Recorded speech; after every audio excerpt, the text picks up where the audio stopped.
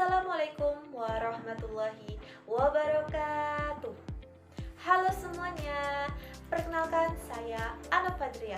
Rekan-rekan mahasiswa, saat kita melangkah ke ambang pintu ICU, pertanyaan pertama yang harus muncul di benak kita bukan tentang seberapa canggih merek ventilator yang terpasang, melainkan siapa manusia yang ada di balik tumpukan selang itu.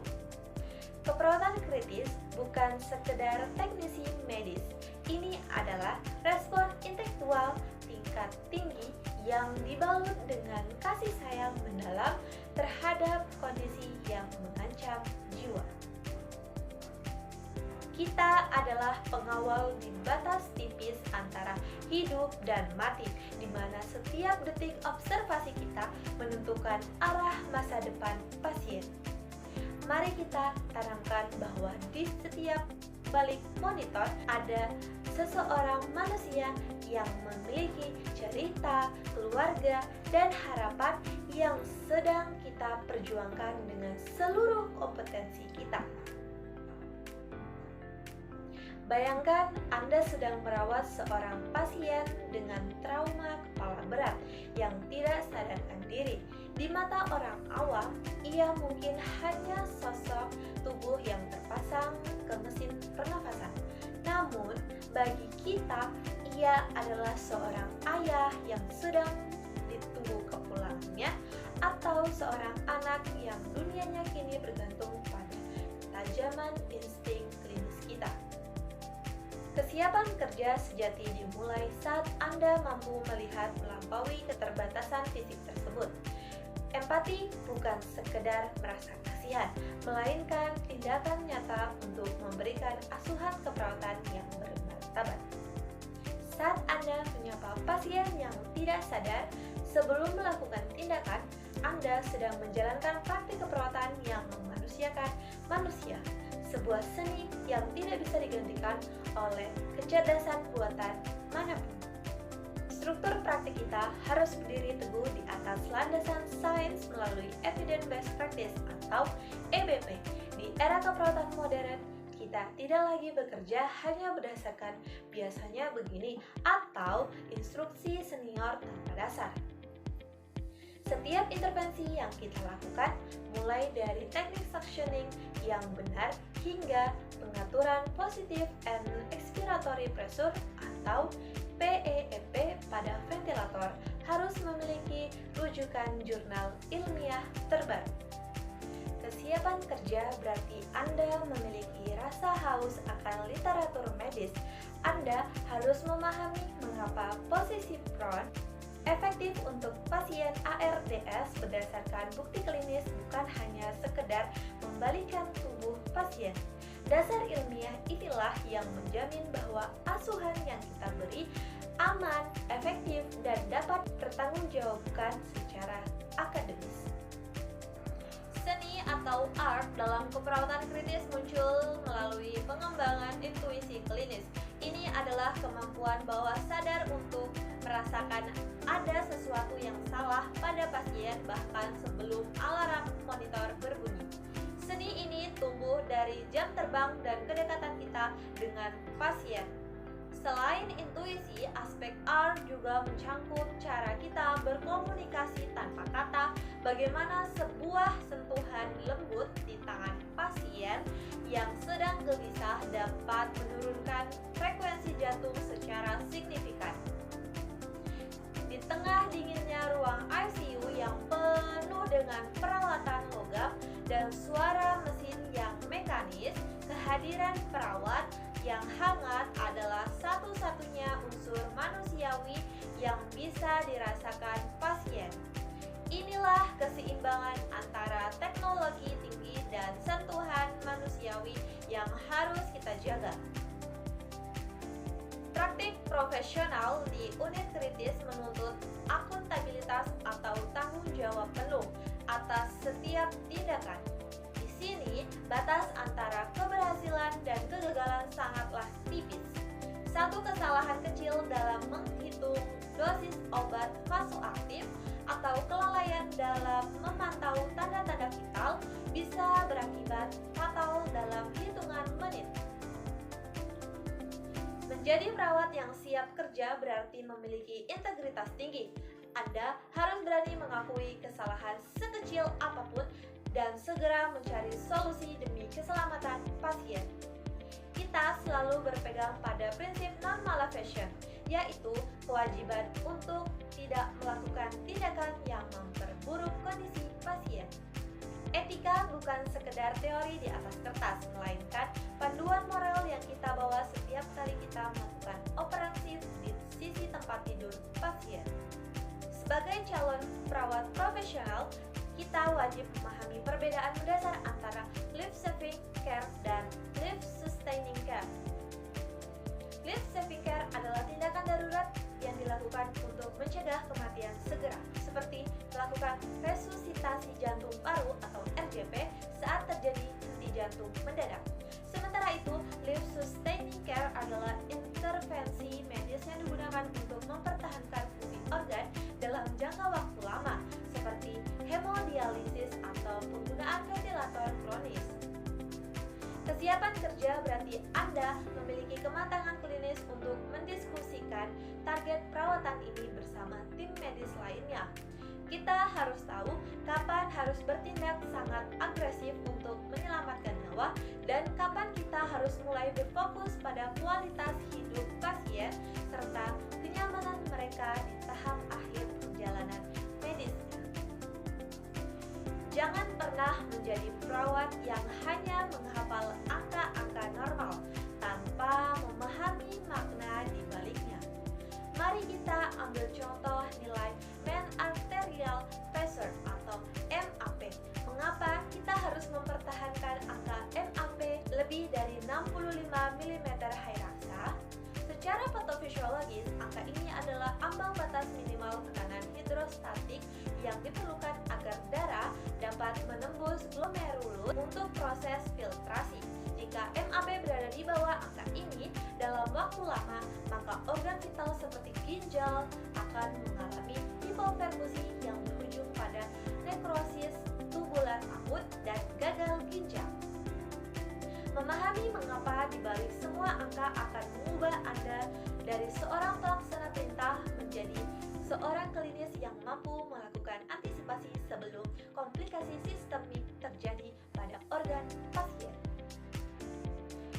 Mari kita telaah kasus seorang pasien dengan shock septic. Anda mungkin melihat tekanan darahnya mulai stabil setelah pemberian cairan. Namun, apakah itu berarti pasien sudah aman? Disinilah kedalaman ilmu Anda diuji. Anda harus mampu mengevaluasi tanda perfusi jaringan secara mikroskopis, bukan hanya makroskopis. Periksalah hasil laboratorium laktat darah. Jika kadar laktat tetap tinggi atau justru meningkat, itu adalah tanda bahwa sel-sel tubuh pasien sedang mengalami respirasi anaerob karena kelaparan oksigen. Meskipun angka dimonitor tampak normal. Kesiapan kerja menuntut Anda untuk selalu curiga pada stabilitas semu. Gunakan parameter klinis seperti CRT, suhu akral, dan tingkat kesadaran untuk memastikan bahwa oksigen benar-benar sampai ke sel-sel yang membutuhkan. Di unit intensif, kita bekerja dengan obat-obatan high alert yang dosisnya dihitung dalam satuan mikrogram per kilogram berat badan per menit. Setiap kali Anda memutar tombol pada serum pump untuk menaikkan dosis norepinefrin, Anda secara langsung sedang memanipulasi reseptor alfa 1 di pembuluh darah pasien menyebabkan vasokonstriksi. Ini bukan sekedar tugas teknis, melainkan aplikasi farmakologi murni di sisi tempat tidur. Anda harus paham bahwa kenaikan dosis yang terlalu cepat dapat memicu aritmia atau iskemia perifer. Sementara penghentian mendadak bisa menyebabkan shock rebound. Ketelitian dalam menghitung dosis dan kecepatan filtrasi adalah bukti nyata dari kompetensi klinis Anda sebagai perawat kritis yang bertanggung jawab. Prinsip utama dalam keperawatan kritis adalah intervensi yang diikuti oleh evaluasi segera. Perawat yang profesional tidak akan pernah meninggalkan pasien setelah melakukan titrasi obat atau mengubah pengaturan ventilator. Anda harus berdiri di sisi tempat tidur pasien, mengamati respon pasien selama 5 menit hingga 15 menit pertama. Apakah frekuensi jantung meningkat terlalu tajam? Apakah irama EKG menunjukkan tanda-tanda iritabilitas miokard? Atau apakah pasien tampak tenang dengan bantuan nafas yang baru? Dokumentasikan setiap respon ini secara mendalam. Evaluasi yang berkelanjutan ini mencegah kita dari melakukan tindakan yang berlebihan atau justru terlambat dalam menangani efek samping obat yang mungkin muncul secara tiba-tiba. Ingatlah pepatah klasik di ICU, rawatlah pasiennya, jangan merawat monitornya. Data digital dari monitor seringkali memberikan rasa aman palsu. Sebagai contoh, angka saturasi oksigen atau SpO2 yang menunjukkan 98% bisa sangat menipu jika pasien menunjukkan pola nafas paradoksal atau penggunaan obat bantu nafas yang hebat. Angka 98 tersebut mungkin hanyalah upaya kompensasi terakhir dari tubuh pasien sebelum mengalami kegagalan nafas total yang mendadak. Kesiapan klinis Anda diuji saat Anda mampu mensintesis data mesin dengan hasil pemeriksaan fisik yang nyata. Percayalah pada mata Anda saat melihat pasien tampak gelisah, pucat, atau berkeringat dingin meskipun angka-angka di monitor tampak berada dalam batas normal yang kita harapkan. Ambil contoh kasus pasien dengan PPOK eksaserbasi akut. Memberikan oksigen dengan aliran tinggi hanya karena Anda ingin mengejar target saturasi 100% justru bisa berakibat fatal. Pada pasien jenis ini, dorongan nafasnya sangat bergantung pada kondisi hipoksia ringan. Jika Anda memberikan oksigen berlebihan, pusat pernafasannya bisa berhenti bekerja dan pasien akan mengalami retensi karbon dioksida berat hingga koma. Disinilah integrasi dan teori patofisiologi dan praktik klinis menjadi sangat krusial. Perawat yang siap kerja tahu bahwa target saturasi untuk pasien PPOK berbeda dengan pasien trauma. Kemampuan Anda untuk membedakan strategi perawatan berdasarkan kondisi patologis pasien adalah ciri khas dari seorang praktisi yang memiliki critical care mindset. Prinsip otonomi adalah hak absolut pasien untuk menentukan nasibnya sendiri, termasuk memilih atau menolak terapi penyelamatan nyawa. Di ICU, tantangan terbesar kita muncul saat pasien tidak lagi mampu berkomunikasi karena pengaruh sedasi atau terpasangnya pipa endotrakeal. Sebagai perawat yang siap bekerja, tugas kita adalah menjadi penyambung lidah bagi mereka. Kita harus menggali informasi dari keluarga atau memeriksa dokumen advance directives jika ada. Apakah pasien ini ingin terus berjuang dengan bantuan mesin atau pasien ini memiliki keinginan untuk pulang dengan tenang tanpa intervensi agresif. Menghormati pilihan pasien meskipun pilihan tersebut bertentangan dengan insting medis kita untuk menyelamatkan adalah bentuk tertinggi dari profesionalisme etis. Bayangkan kasus seorang pasien lansia dengan gagal jantung stadium akhir yang mengalami henti nafas. Pihak keluarga mendesak tim medis untuk melakukan intubasi dan segala upaya agresif. Namun, Anda mengetahui dari catatan sebelumnya bahwa pasien pernah berpesan tidak ingin dadanya ditekan atau dipasangkan alat bantu nafas permanen. Disinilah peran Anda sebagai advokat diuji. Anda berdiri di tengah persimpangan antara harapan keluarga dan wasiat pasien. Kesiapan kerja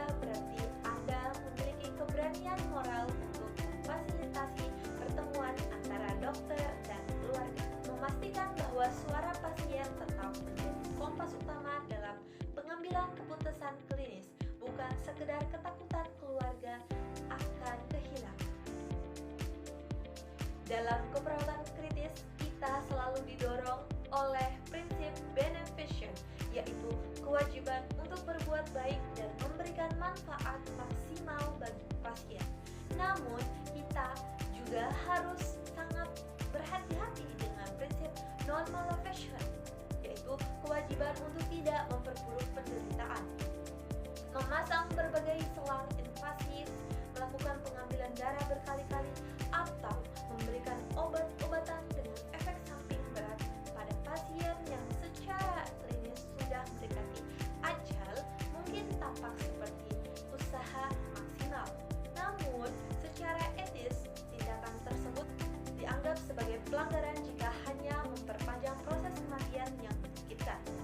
Perawat yang cerdas mampu membedakan antara tindakan yang menunda kematian dengan tindakan yang benar-benar memperpanjang kehidupan yang berkualitas. Penetapan goal of care atau tujuan perawat harus dilakukan secara kolaboratif dengan sedini mungkin. Sebagai perawat yang berada di sisi pasien selama 24 jam, Anda adalah orang pertama yang akan merasakan jika target pengobatan sudah mulai bergeser. Jangan ragu untuk bertanya pada tim medis saat ronde pagi. Dok, apakah target kita hari ini masih kuratif atau sudah mulai bergeser ke paliatif ya? Kejelasan target ini sangat krusial untuk mencegah terjadinya moral distress atau beban mental pada tim keperawatan. Saat seluruh tim memiliki pemahaman yang sama tentang tujuan akhir perawatan, asuhan yang diberikan akan menjadi lebih sinkron, fokus, dan yang terpenting lebih manusiawi bagi pasien dan keluarga. Keluarga pasien di ICU seringkali dianggap sebagai pengganggu alur kerja medis karena kecemasan mereka yang sangat tinggi. Namun, paradigma family center care mengajarkan kita bahwa keluarga adalah mitra strategis dalam proses penyembuhan. Libatkan mereka dalam perawatan dasar yang sederhana, seperti menyekat tangan pasien atau memberikan oral care di bawah pengawasan kita. Tindakan sekecil ini memberikan rasa berdaya bagi keluarga yang merasa putus asa melihat orang yang mereka cintai terbalik lemah. Kesiapan kerja Anda terlibat dari bagaimana Anda mengedukasi keluarga pasien dengan bahasa yang mudah dipahami, sehingga mereka merasa menjadi bagian dari tim penyembuhan, bukan sekedar penonton yang ketakutan di balik kaca ruang tunggu. Kita juga harus waspada terhadap Post-Intensive Care Syndrome Family atau PICSF, yaitu gangguan psikologis seperti depresi atau PTSD yang dialami keluarga pasca perawatan ICU. Berikan informasi yang jujur, konsisten, dan berulang. Saat keluarga masuk ke ruang ICU dan melihat tumpukan monitor serta kabel yang begitu rumit, jelaskanlah fungsi masing-masing alat tersebut dengan tenang. Katakan, kabel ini untuk memantau detak jantung dan selang ini untuk membantu Bapak bernafas agar paru-parunya bisa beristirahat. Pengetahuan yang Anda berikan adalah obat penenang yang jauh lebih efektif dari kata-kata sabar ya. Dengan memberdayakan keluarga melalui informasi, Anda sedang membangun sistem pendukung yang kokoh bagi masa depan pasien setelah keluar dari unit kritis. ICU adalah lingkungan yang secara sensorik sangat ekstrim. Suara alarm yang melekik hingga 80 desibel, lampu neon yang terang benderang selama 24 jam, dan intervensi medis yang mengganggu waktu tidur pasien adalah racun bagi otak manusia. Kondisi ini merusak ritme sirkadian pasien dengan memicu stres fisiologis yang luar biasa. Cobalah bayangkan diri Anda harus tidur di tengah konser musik yang menyiting dengan lampu sorot tepat di wajah Anda. Itulah yang dirasakan pasien kita. Kesiapan kerja menuntut Anda untuk memiliki kepekaan lingkungan. Upayakan jam tenang, di mana suara bicara dikecilkan dan lampu diredupkan agar pasien memiliki kesempatan untuk tidur dalam fase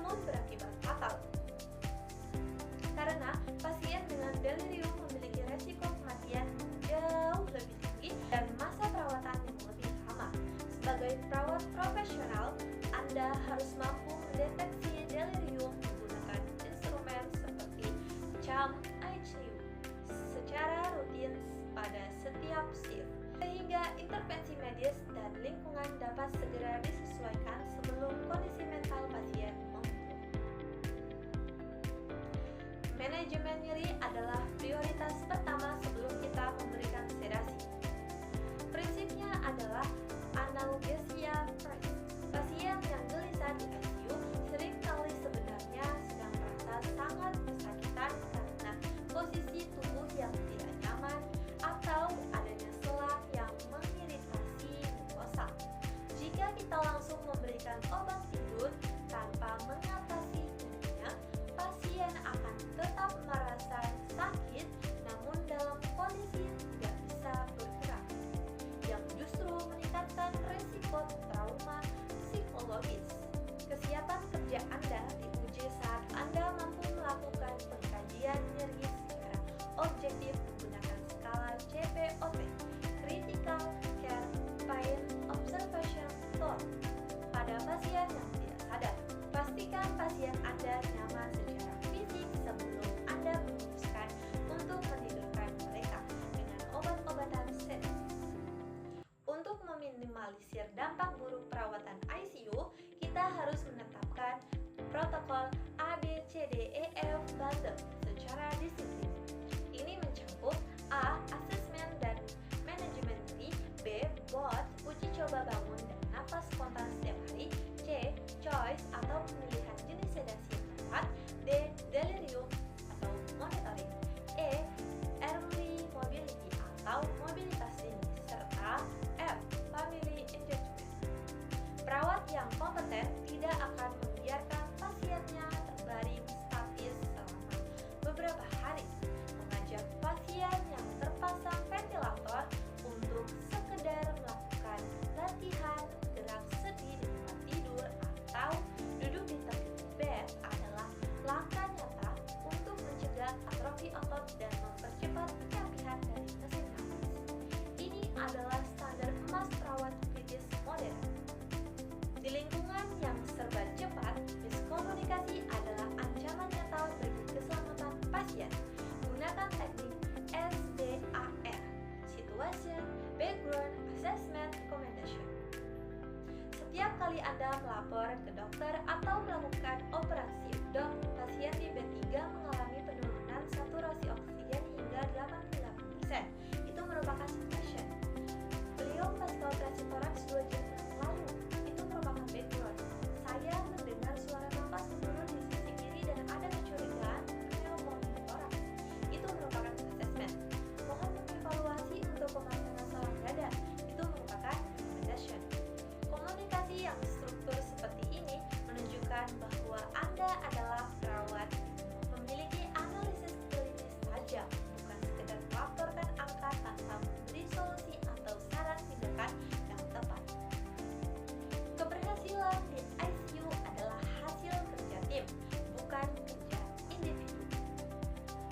Sebagai perawat, Anda adalah koordinator utama dari seluruh disiplin ilmu yang terlibat, mulai dari dokter, ahli gizi, hingga fisioterapi. Jangan pernah merasa inferior untuk memberikan masukan klinis. Anda adalah satu-satunya orang yang memantau respon pasien selama 24 jam penuh. Jika Anda merasa dosis sedasi terlalu dalam sehingga pasien gagal dalam uji coba pernafasan spontan, sampaikanlah dengan data yang kuat. Kolaborasi yang sehat terjadi ketika ada saling rasa menghormati antar profesi. Perawat yang siap kerja adalah mereka yang mampu berdiri tegak sebagai mitra profesional dokter, berani menyuarakan kebenaran klinis demi kepentingan terbaik pasien yang bermartabat. Dalam aspek hukum kesehatan, dokumentasi adalah pertahanan terakhir Anda. Di era Electronic Health Record atau EHR, setiap jejak aktivitas Anda terekam secara real time. Dokumentasi keperawatan kritis tidak boleh sekedar copy-paste dari shift sebelumnya. Catatan Anda harus mencerminkan dinamika kondisi pasien yang berubah setiap menitnya. Jika terjadi kejadian tidak diharapkan di kemudian hari, dokumentasi yang detail dan berbasis bukti akan menjadi bukti sah bahwa Anda telah menjalankan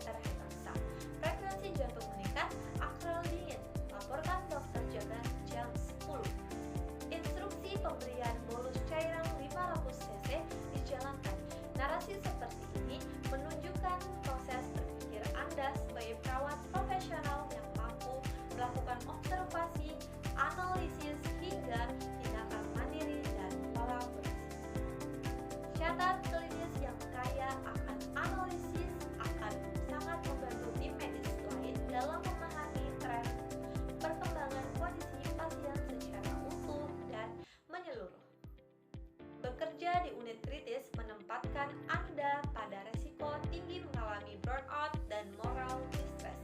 Moral distress terjadi saat Anda tahu tindakan yang benar secara etis, namun terkendala oleh aturan rumah sakit atau keputusan tim medis lain.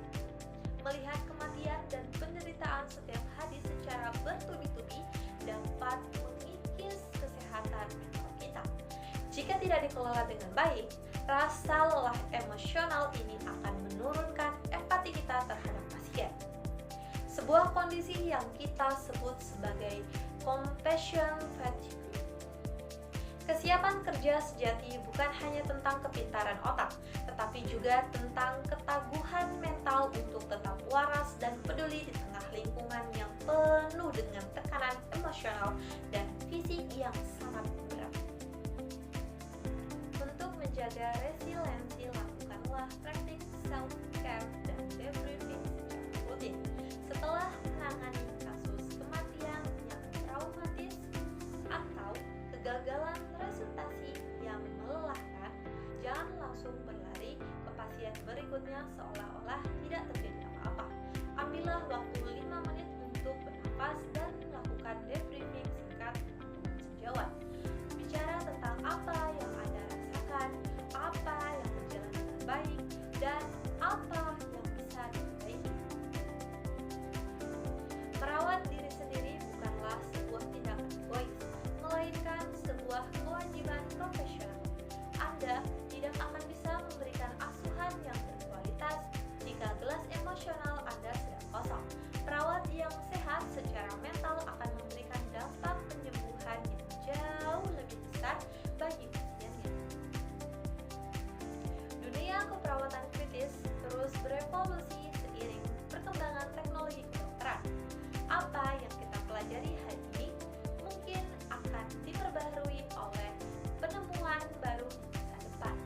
Oleh karena itu, kesiapan kerja menuntut Anda untuk menjadi pembelajar sepanjang hayat. Jangan pernah merasa cukup dengan ilmu yang didapatkan di bangku kuliah. Beradaptasilah dengan mesin-mesin baru, pelajari protokol-protokol terbaru, dan tetaplah kritis terhadap setiap praktik klinis yang ada. Namun, di tengah semua kecanggihan teknologi tersebut, jangan pernah kehilangan jati diri Anda sebagai perawat. Mesin bisa memantau jantung, tapi hanya perawat yang bisa menyentuh jiwa dan memberikan harapan di saat-saat paling gelap dalam hidup seorang manusia. Rekan-rekan mahasiswa, perjalanan menjadi perawat klinis memang penuh dengan tantangan, tapi percayalah, ini adalah salah satu panggilan hidup yang paling mulia. Anda adalah jembatan yang menghubungkan keputusasaan keluarga dengan harapan akan kesembuhan. Setiap lelah Anda di ruang ICU adalah investasi bagi nyawa seseorang. Saya, Anna Fadria, berharap materi ini tidak hanya mengisi kepala Anda dengan teori, tetapi juga mengisi hati Anda dengan semangat pengabdian yang tulus. Mari kita tutup buku ini dengan satu janji, yaitu untuk selalu menjaga martabat manusia di setiap detak jantung awal. Terima kasih atas dedikasi Anda dan sampai jumpa di garis depan perjuangan kesehatan. Tetap semangat dan salam sejawat. Wassalamualaikum